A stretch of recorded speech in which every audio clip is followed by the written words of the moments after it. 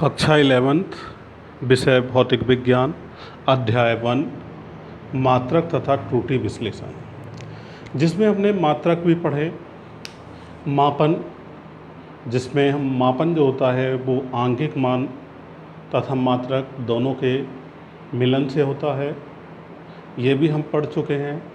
कोटिक मान भी पढ़ लिया, सार्थक अंक भी पढ़ लिए और परिशुद्धता भी पढ़ ली। अब हम जब किसी वस्तु का मापन करते हैं तो किसी न किसी यंत्र के द्वारा करते हैं। उस यंत्र की छोटी से छोटी माप उसकी अल्पतमांक कहलाती है। जो आज हम टॉपिक पढ़ने वाले हैं वो क्या है? अल्पतमांक। तो किसी भी माप की यथार्थ सीमा उसकी अल्पतमांक कहलाती है।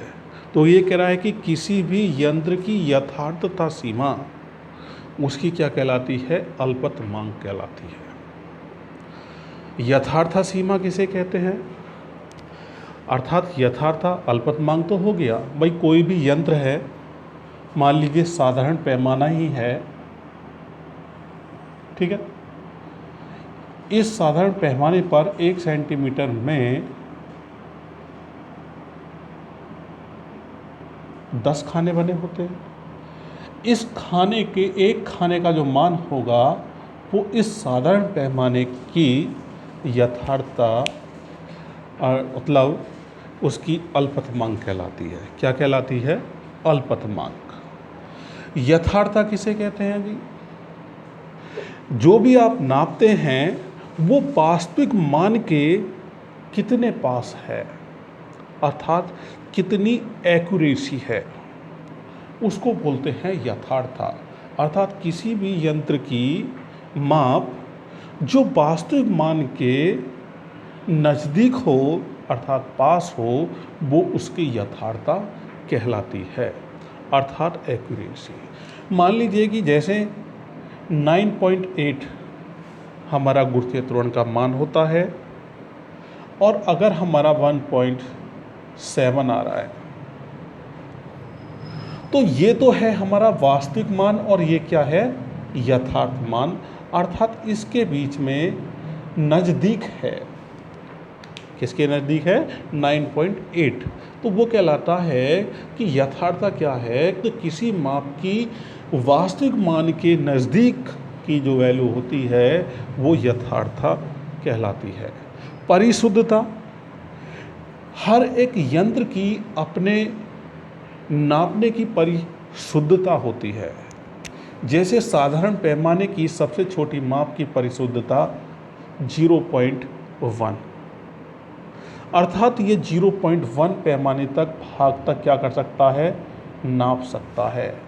अगर हम इसकी जगह वर्नियर कैलिपर्स ले लें तो 0.01 उसकी परिशुद्धता होगी। तो वो क्या कहलाता है कि किसी भी यंत्र की परिशुद्धता, उसकी सीमा, नापने की जो सीमा है यंत्र की, वो उसकी क्या कहलाती है? परिशुद्धता। अर्थात मतलब कितना छोटा से छोटा वो नाप सकता है, वो क्या होता है? परिशुद्धता। अब ये क्या आता है हमारा? प्रतिशत त्रुटि। अब प्रतिशत त्रुटि मतलब त्रुटि क्या है भाई? कोई भी हमने नापा, मान लीजिए हम किसी माप को माप रहे हैं, 1.5 सेंटीमीटर नाप रहे हैं और ये मान है वास्तविक। किसी छड़ की जो लंबाई है वो L बराबर 1.5 सेंटीमीटर, ये वास्तविक है। जब हम प्रयोगों द्वारा नापते हैं तो उसमें अनिश्चितता आ जाना, अर्थात किसी वास्तविक मान को हम ये देखते हैं कि वो कितने अनिश्चितता, मतलब हम प्रयोगों द्वारा हमारे मान में या तो कमी आ जाती है जब हम नापते हैं या अधिक हो जाता है। अर्थात किसी भी यंत्र की माप में अनिश्चितता आ जाना वो क्या कहलाता है? त्रुटि कहलाता है। तो ये हमारे अल्पतमांक, यथार्थता, परिशुद्धता और त्रुटि है। अब हम इसको एक एग्जाम्पल के माध्यम से समझते हैं। लकड़ी के एक गुटके का वास्तविक लंबाई इतनी है। कितनी है? इतनी। ये वास्तविक लंबाई है। ठीक है, हमने यहाँ पर साधारण पैमाना लिया। भाई ये वास्तविक लंबाई है जो किसी यंत्र के द्वारा नापी गई हुई है, परंतु हम साधारण पैमाने के द्वारा नापते हैं जिसकी विभेदन सीमा जो है वो 0.1 सेंटीमीटर है। और जब मापा गया, हमने साधारण पैमाने से नापा तो इसकी वैल्यू 4.4 सेंटीमीटर आई। कितनी आई? 4.4 सेंटीमीटर। तो इसकी परिशुद्धता क्या हुई? परिशुद्धता तो हो गई 0.1, क्योंकि सब विभेदन सीमा 0.1 है, अर्थात सबसे छोटी जो माप है उस पैमाने की वो 0.1 है, जिसे हम परिशुद्धता कह रहे हैं। और ये हमारा वास्तविक मान है, वास्तविक मान के नज़दीक जा रहा है। यहाँ 4.5 है, यहाँ 4.4 है। तो ये क्या कहला गया? उसकी यथार्थता। और पुनः हमने इसकी जगह क्या लिया? Vernier calipers. वर्नियर कैलीपर्स की विभेदन सीमा 0.01 सेंटीमीटर है, अर्थात मापा गया जो वर्नियर कैलीपर से नापा लंबाई तो 4.35 सेंटीमीटर आई। तो इसमें क्या देखा कि इसकी जो परिशुद्धता है वो 0.01 सेंटीमीटर है और जो मापा गया मान है वो 4.35 सेंटीमीटर है। तो इन दोनों में जब कंपेयर करा गया तो परिशुद्धता किसकी ज़्यादा आती है? ये मान लीजिए 1 है और ये 2 है। तो पहले की, फर्स्ट की या सेकंड की? बताइए किसकी परिशुद्धता ज़्यादा होगी?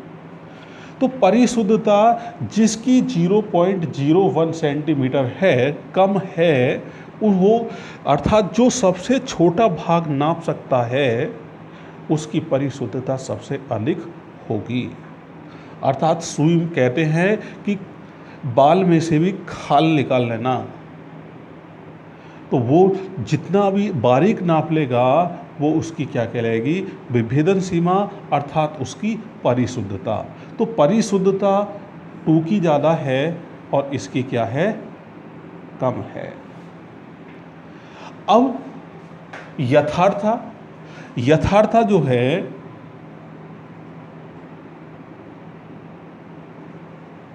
वो 1 की अधिक है। क्यों? क्योंकि ये नापी की लंबाई के नज़दीक है, जबकि ये, तो इस वाले की यथार्थता क्या है? अधिक है और इसकी क्या है? कम है। तो ये चीज़ यथार्थता परिशुद्धता में अंतर होता है। ठीक है, ये चीज़ आपको ध्यान रखना है। अब हमने ये टॉपिक पढ़ लिया। इसके बाद आता है त्रुटियों की अभिव्यक्ति। निरपेक्ष त्रुटि, आपेक्षिक त्रुटि, प्रतिशत त्रुटि या वर्ग माध्य मूल त्रुटि। जब हम प्रैक्टिकल करते हैं तो उसमें हमें एक लंबाई दे दी। मान लीजिए कि कोई छड़ दे दी और जिसकी लंबाई हमको नापनी है। ठीक है, ये एक छड़ है जिसकी लंबाई को आप प्रयोगशाला में गए और एक आपको छड़ दे दी और उसकी लंबाई कहा कि इसकी लंबाई आपको नापनी है। माना कि इसकी लंबाई आपने n बार नापी, तो पहली माप A1 आई। जब n बार नापा, n बार नापते हैं तो n1 आई, n2 आई दूसरी बार, n3 आई, n4 आई, डॉट डॉट डॉट लास्ट में an माप आई। अब इन सब की जो माप आई तो पूछा है निरपेक्ष त्रुटि क्या होती है। तो सबसे पहले क्या करेंगे? उसका माध्य निकालेंगे, अर्थात am निकालेंगे। और am को क्या कहते हैं? वास्तविक माध्य। क्या बोलते हैं? वास्तविक माध्य। अर्थात A1 A2 A3 dot dot dot AN upon N कर देते हैं, तो आपका क्या आ गया? माध्य आ गया। अब इस माध्य में से जो आपने मापित किया है उस मान को घटा दीजिए, अर्थात वास्तविक मान में से नापी गई लंबाई को घटा देने ही निरपेक्ष त्रुटि कहलाती है। ऐसे ही आप क्या करेंगे? AN2 अर्थात AM माइनस A2, तो ये सब क्या निकल के आ रही है? निरपेक्ष त्रुटि आ रही है। ऐसे ही AN तक नापेंगे तो ये निकल के आएगी AN minus AN, AM minus AN, तो ये क्या निकल के आएगी? हमारी निरपेक्ष त्रुटि। अब आती है आपेक्षिक त्रुटि एवं प्रतिशत त्रुटि। अब इससे पहले, आपेक्षिक त्रुटि से पहले, हमने निरपेक्ष त्रुटि निकाली है उसका निरपेक्ष माध्य भी निकाल सकते हैं कि हर बार निकलना है तो निरपेक्ष या माध्य निरपेक्ष त्रुटि, तो क्या होगा? Delta A1 delta A2 dot dot dot mode delta N upon N हो जाएगा, तो ये माध्य निरपेक्ष त्रुटि आ जाएगी। और जिसको रिप्रेजेंट किया गया डेल्टा AM मोड से, ठीक है, तो ये हो गया हमारा माध्य निरपेक्ष त्रुटि। अब है आपेक्षिक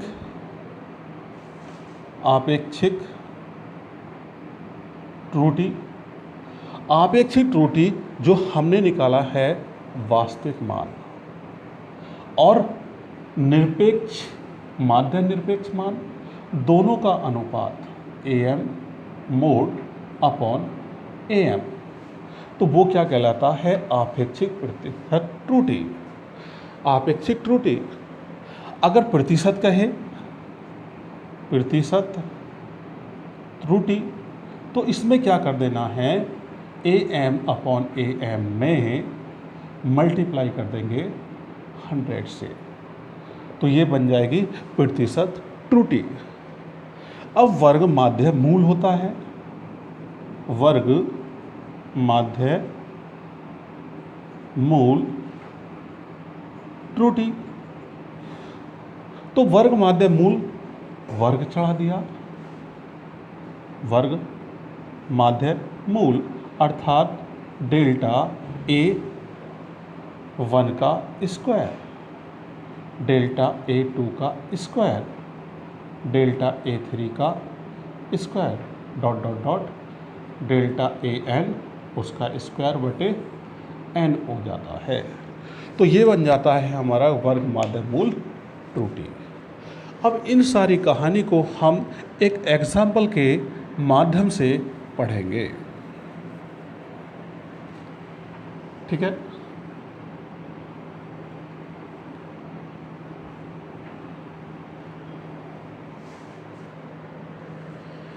यदि एक प्रयोग में विभिन्न प्रक्षेपण जल का अपवर्तनांक क्रम से इतना है, आप प्रयोगशाला में गए और आपसे कहा कि जल का अपवर्तनांक ज्ञात कीजिए, और वो जल का अपवर्तनांक आपने 6 बार ज्ञात किया। कितने बार ज्ञात किया? 6 बार। तो सबसे पहले जो आपने ज्ञात किया तो क्या निकालेंगे? माध्य, या मान सकते हैं कि ये जो वैल्यू है हमारी माध्य मान अर्थात AM, ठीक है। तो 1.30, 1.31, 1.32, 1.34, 1.33 प्लस 1.36 अपॉन कितना हो जाएगा? 6 से 6 बन जाएगा। अब इन सब का क्या करेंगे? टोटल करेंगे। जब टोटल करेंगे तो कितना आने वाला है? 6, 9, 13, 15 और एक 16। 6, 3 3 6 9 3 12 3 15 3 18 और एक 19 पॉइंट 1 2 6 है और एक ये हो जाएगा 7 पॉइंट इतना। तो इसका जो आंसर आएगा वो 1.33। तो ये आपका वास्तविक मान निकल के आया। वैसे अगर आपसे पूछा जाए कि जल का अपवर्तनांक कितना होता है तो वो 1.33 ही होता है। अब आपसे पूछा है निरपेक्ष त्रुटि। अब निरपेक्ष त्रुटि तब निकलेगी, भाई माध्य मान निकाला है आपने, निरपेक्ष त्रुटि तब निकलेगी जब आप माध्य मान में से AM में से क्या घटाएं? A1 घटाएं और मोड लिखें, इसे लिखें A1 मोड। फिर क्या घटाएंगे? AM में से A2 और AM में से A3, AM में से A4 और AM में से A5 और AM में से A6। तो ये बना A2 मोड, A3 मोड, ये A4 मोड और A5 मोड और A6 मोड। जब आप इसमें से घटाते जाएंगे तो यहाँ जो वैल्यू बचने वाली है 1.33 माइनस पहला A1 का मान कितना है? 1.30, 1.33, 1.31, 1.32, 3 और 1.32, 1.33, 1.34, 1.33 और 1.33, 1.33, 1.36 और सब में क्या लगाएंगे? मोड। तो ये सब क्या निकल के आ जाएगी? निरपेक्ष त्रुटि। अर्थात निरपेक्ष त्रुटि निकल के आई पहली भुजा की, अर्थात पहली अपवर्तनांक की। यहाँ जो A माना गया है वो अपवर्तनांक को माना गया है। तो जब घटाओगे तो यहाँ बचने वाला है आपका 0.03, यहाँ बचने वाला 0.02, यहाँ बचेगा 0.01। क्योंकि मोड लग रहा है, माइनस का कोई चक्कर ही नहीं है, तो ये हो जाएगा 0.01, ये हो जाएगा 0.0 और ये हो जाएगा आपका 0.03। ठीक है। अब आपको निकालना है, ये क्या निकल के आई? निरपेक्ष त्रुटि। अब निरपेक्ष त्रुटि आपके सामने आ गई। अगर पूछा जाए माध्य निरपेक्ष त्रुटि अर्थात डेल्टा AM मोड, तो आप क्या करेंगे? Mode A1, A2, A3, A4, A5 और A6 अपॉन 6 हो जाएगा। अब सबकी वैल्यू क्या हो जाएगी? जुड़ेगी। तो 0.6 और 0.03 पहला प्लस 0.02, 0.01, 0.01 और 0.00 और 0.03 अपॉन क्या हो जाएगा? 6। तो 3 2 5 6 7, 7 और 3 कितना हो गए? 10 हो गए। तो आपका टोटल निकल के आया 0.10 और नीचे आया आपका 6। जब यहाँ से आप पॉइंट हटाएंगे तो यहाँ 0 हो जाएगा। 2 अंक बाद पॉइंट हटा रहे तो आप ऐसा कर लीजिए, पॉइंट इसको हटा, चलिए 2 बार हटा रहे तो ये हो गया 600। तो ये हो जाएगा इतना बटे इतना, इससे ये कट जाएगा तो 1/60। अब आप 60 को में भाग देंगे तो यहाँ लगाएंगे पॉइंट, बढ़ा ली 0, ना जाने की 0, फिर बढ़ा ली 0, अर्थात यहाँ हो गया 60। यहाँ गया एक बार, रह गया 40, बढ़ा ली फिर 0, 8 तिया और पढ़ा पड़िए इसमें कितनी बार जाएगा, 6 दूनी 12, 6 बार जाएगा, 5 बार, 5 बार देख लेते हैं, 0 5 छंग 30, 6 बार चला जाएगा।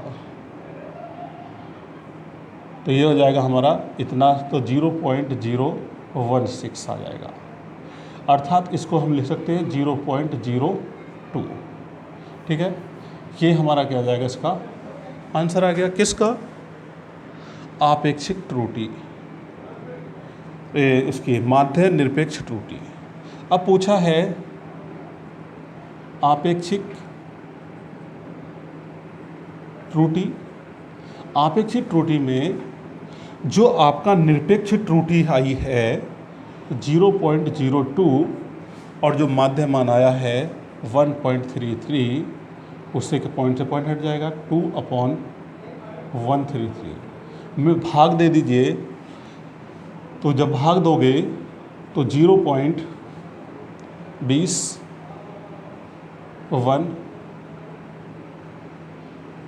और ये हो जाएगा 5, इतनी बार जाएगा। अगर आपको आपेक्षिक त्रुटि अर्थात 0.0 आपेक्षिक त्रुटि को प्रतिशत त्रुटि बनाना है, प्रतिशत त्रुटि, तो 0.015 को 100 से मल्टीप्लाई कर दीजिए और प्रतिशत का चिन्ह लगा दीजिए, तो ये बैठेगा 1.5 प्लस माइनस, तो इतने % की क्या हो जाएगी, त्रुटि हो जाएगी। ठीक है, नेक्स्ट अगले वीडियो में देखेंगे। वीडियो को लाइक करें, शेयर करें तथा चैनल को सब्सक्राइब करें।